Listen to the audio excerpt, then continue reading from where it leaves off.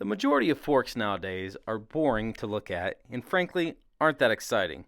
Unless you replace the decals from an awesome company like Stickered, it's basically just some bland looking tubes. Well, I'll show you how to vinyl wrap my fork and gave it some custom decals to make it stick out from the crowd after this.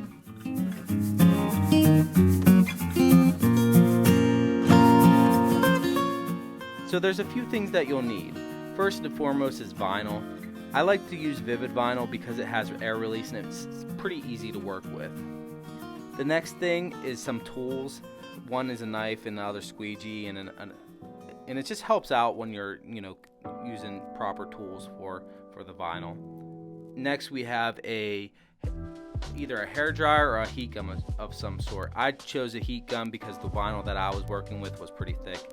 And then finally, some knifeless cutting tape. This really helps out to get clean lines. So the first thing I did with the fork was get it off the bike. But I made sure it was super clean, and I used Dawn dish soap for this, as it's good to get all the leftover grease and everything.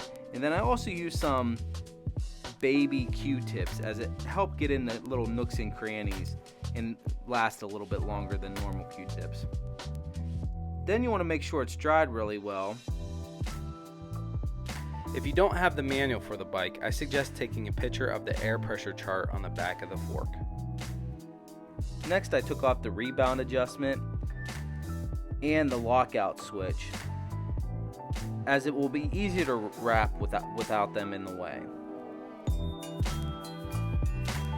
One thing I did with this is put a piece of tape over it so it wouldn't lose the screw while I worked on the fork. And then I put it on my piece of cardboard that's labeled with all the different parts from my bike.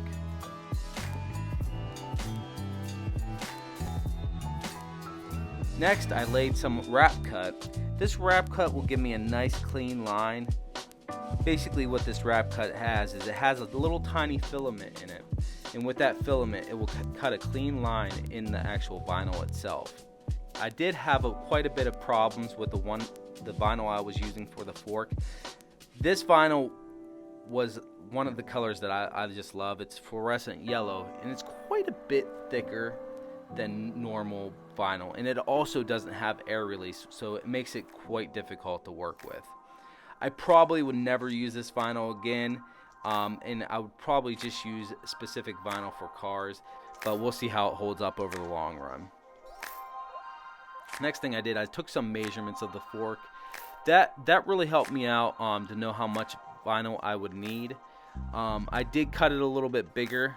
If I were to do this again, I probably would actually make a lot more measurements, and actually things like the braking mounting points I would actually cut out of the vinyl, because it would actually make it a lot easier to set that down and then wrap them afterwards.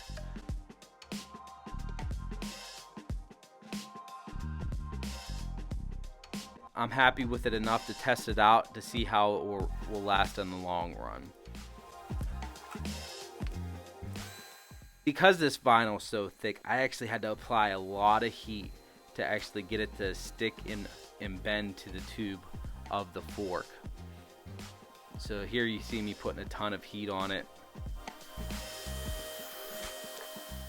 And I'm just slowly working around across the arch. Here I am going around the back. Now this is something that you could use the squeegee for. I preferred not to use the squeegee this time. I probably will use it next time I do this though. I'm not sure how many times I'll do it. I just like to have something that looks different. So one thing you'll run into, and this is no matter what type of vinyl work you do, you're going to run into bubbles every once in a while. So what I did here is I actually poked a tiny hole in the bubble, and then I heated up, and with that I was able to actually get the bubble completely out. And this actually worked quite well. There's actually specific air release tools for this, and it makes the process a little bit easier just by having a specific tool built for that. But the tweezers I was using there are actually sharp enough to just poke a hole in it. So right here, I'm actually carefully cutting around where the foam wipers were. One thing that you might want to know is when you cut vinyl, you want to make sure that the vinyl is cool.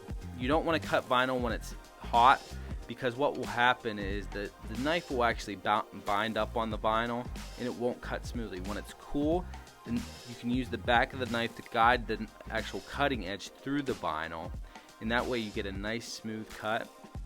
You'll also want to make sure that you have a nice brand new blade on the knife itself. I had my wife cut some custom logos from some camo vinyl, some digital camo vinyl, and I think it came out fairly decent in the end.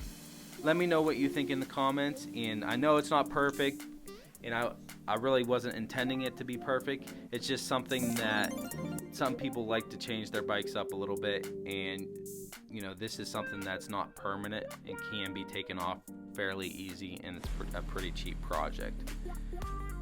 Make sure you stay tuned to next week, as that is when I'll actually be wrapping the full bike. But like always, it's not about the lemons life gives you, it's about the lemonade that you make with it. Have a good one.